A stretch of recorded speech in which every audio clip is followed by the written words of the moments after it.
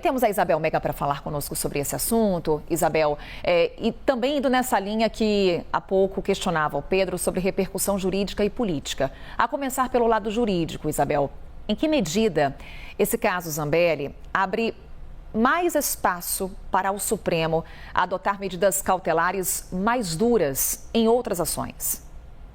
Sabe que ontem, quando veio a notícia, a gente estava no live CNN com a Elisa Vec e uma das primeiras dúvidas que pintaram na nossa cabeça foi, sobretudo, se Carla Zambelli estava ou não com o passaporte dela. E a resposta é sim, ela não teve o passaporte retido, não tem no momento, teve no passado, mas o documento foi devolvido. E aí começou a se pintar um cenário de muitas críticas. Por que uma parlamentar que já tem uma condenação por unanimidade, que não cabe mais embargos na situação dela, que poderiam mudar esse status de condenação, apenas um instrumento jurídico de embargos de declaração, ou seja, mais explicações que a defesa dela poderia pedir ao Supremo Tribunal Federal, mas nada com efeito robusto em uma reversão desse cenário dela. Então, por que diante desse quadro todo, a deputada estava com o passaporte dela? No mundo jurídico, há uma avaliação bem interessante em torno dessa pergunta, Carol, e você que está nos acompanhando aqui, que está se perguntando o mesmo. Qual é essa avaliação de que, ok, o caso dela já está colocado, mas e os casos futuros? A gente tem uma ação penal no Supremo Tribunal Federal que está mirando vários expoentes do bolsonarismo, inclusive o próprio ex-presidente Jair Bolsonaro.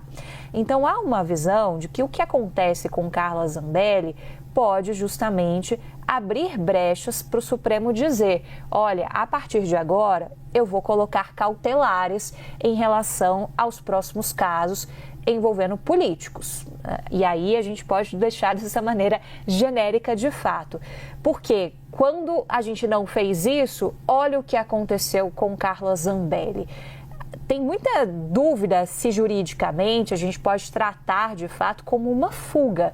Mas quando a Procuradoria-Geral da República vai lá e horas depois do anúncio da própria deputada diz que está pedindo a prisão preventiva dela, e a gente está no momento de ainda aguardar a decisão do ministro Alexandre de Moraes, fica muito claro qual é o posicionamento do mundo jurídico PGR e que muito provavelmente vai ser acatado pelo Supremo Tribunal Federal em relação à situação da deputada, Carol. Então, o que é previsto por alguns juristas com os quais eu conversei para repercutir esse assunto é que daqui para frente, essa situação da Carla Zambelli dá legitimidade para que o Supremo Tribunal Federal possa já de antemão colocar cautelares.